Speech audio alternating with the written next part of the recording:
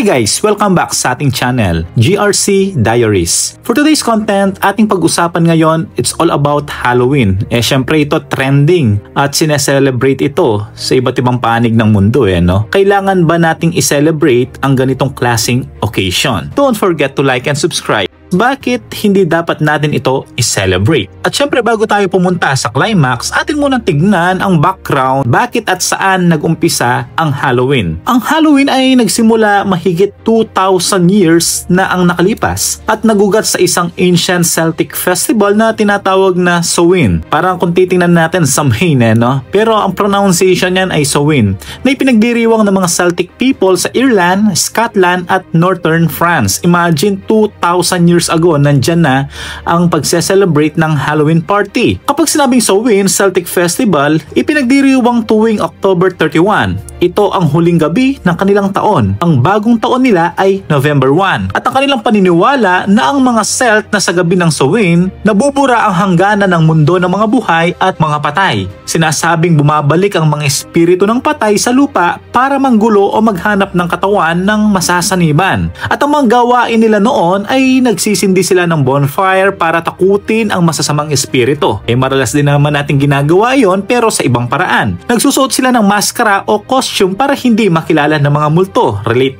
tayo ngayon Nag-aalay ng pagkain sa labas ng bahay bilang handog sa mga kaluluwa. Kaya marami mga bata pumupunta sa bahay-bahay para maghingi ng candy. Paano ito naging Halloween? Noong 8th century, dineklara ni Pope Gregory III sa November 1 ay All Saints Day, araw ng mga banal, at lagi natin itong pinagdiriwang. Pero as a Christian, hindi natin ito pinagdiriwang kundi nire-remember o inaalala lang natin yung mga mahal natin sa buhay. Ang gabi bago ito, October 31, ay tinawag na All Hallows. So yung November 1 at ng October 31 ay magkaiba. So sineselebrate ang Halloween party before November 1. So talagang gabi lumalabas, nagse-celebrate, pero iba't iba naman kung ano yung plano ng mga tao kung anong araw nila gustong i-celebrate ang Halloween party. At kalaunan, naging Halloween na ang tawag. At paano ito kumalat sa iba't ibang panig ng mundo?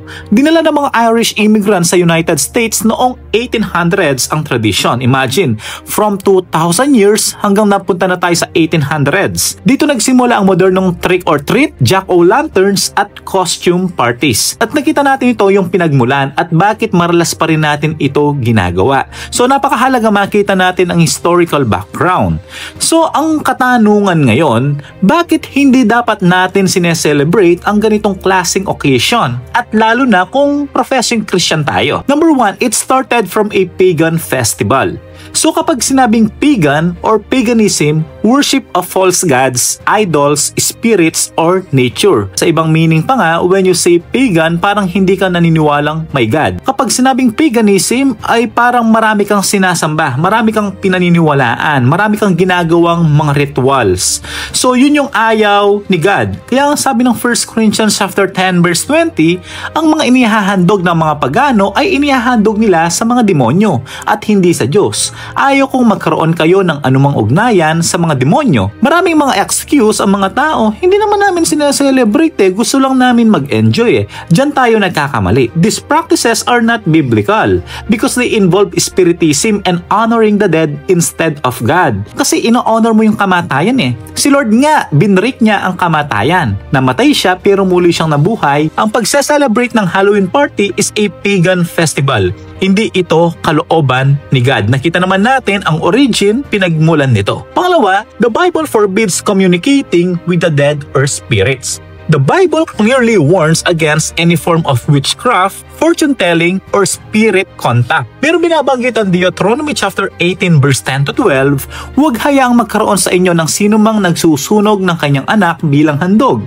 o nang huhula, mangkukulam, manghuhula ng kapalaran, sumasangguni sa mga espiritu o sa mga patay, sapagkat kasuklam-suklam kay Yahweh ang gumagawa nito. So kapag sineselebrate mo ang Halloween party, you celebrate dead. Parang nakikipag-ugnayan ka sa masamang espiritu. Magsusuot ka ng mga demon costumes, mga maskara na ginagawang katuwaan, pero meron itong malaking impact lalong-lalo na kung Christian ka. Kaya imagine marami mga tao natatakot Imagine, takot na, mas lalo pa nilang tinatakot ang sarili nila sa mga pinanggagawa nila. Ayaw kong maging KJ dito, but I just want to say the real talk with love, na dati ginagawa din natin yung mga ganyang bagay, pero habang binabasa natin ang Bible, dapat hindi natin ito gawin pa, sapagkat hindi ito kalooban ni Lord sa ating mga buhay. Dahil ayaw yun ni God kasi gusto ni Lord sa Kanya lang tayo. Ang ating Diyos ay seloso. Gusto niya yung ating focus, ang ating priority ay sa Kanya. Kaya mahalaga, instead of celebrating death, i-celebrate natin yung goodness and faithfulness ni God sa ating buhay. Instead of celebrating Halloween, pwede naman tayong kumain na lang with the family, magkaroon ng mga fellowship, pero hindi yung ganitong klaseng activity.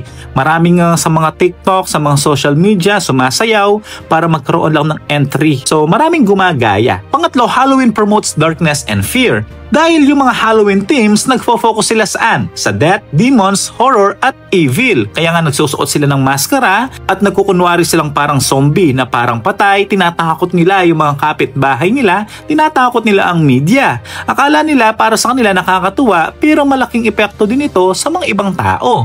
But the Bible calls believers to walk in light, not darkness. Kaya ang sabi ng Ephesians chapter 5 verse 11, have nothing to do with the fruitless deeds of darkness, but rather expose them. Kaya nga po si Jesus ay pumunta dito dahil punong-puno ng kadiliman at kasalanan ng mundo. Siya ang nagsilbi ng ilaw para magliwanag yung ating buhay, para lumayo tayo sa kadiliman at kasalanan. Hindi ito ginagawang parang katatawanan lang or just celebration, wag lang tayong masyadong KJ. Kaya tingnan ninyo, marami mga bata pa lang pinapractice na yung mga ganitong klaseng party, kaya lumalaki silang takot, di ba? Kapag dumaan sa madilim, natatakot sila. Ayaw nilang matulog mag-isa. Pupunta sa CR, gusto nila merong kasama. So kapag ang bata nakasanayan nilang ganitong klaseng practices, dadalhin nila ito hanggang sa kanilang paglaki. Nagpo-promote ito ng darkness and fear sa kanila. At hindi rin ito kalugod-lugod kay God. Number 4, God should be the center of our celebration. Christians are called to be set apart from worldly practices that go against God's will. Hindi naman tayo sinasabihan ni Lord na maging KJ. Pwede naman tayo mag-celebrate sa ibang paraan. Napakahalaga na si God ang maging center, lalo na sa ganitong mga klaseng occasion. Sabi ng Romans chapter 12 verse 2, do not conform to the pattern of this world, but be transformed by the renewing of your mind. Then you will able to test and approve what God's will is, His good, pleasing, and perfect will. So, napakahalaga na hindi lang tayo dapat nakikiuso lang. Hindi kapag dahil nakita mo lang sa social media, gagayahin natin. Kaya as a Christian, ayaw ni Lord na makonform tayo, makiuso tayo. Maraming trending sa media. At alam naman natin tayo mga Pinoy, mabilis gumaya. Minsan nga, napapasukan pa nga tayo ng inggit Pero sa mga ganitong bagay, wag nating kainggitin. So, ay grabe, trending sila. Ay wow, grabe, ang ganda ng mga costumes nila. Tara, makiuso tayo.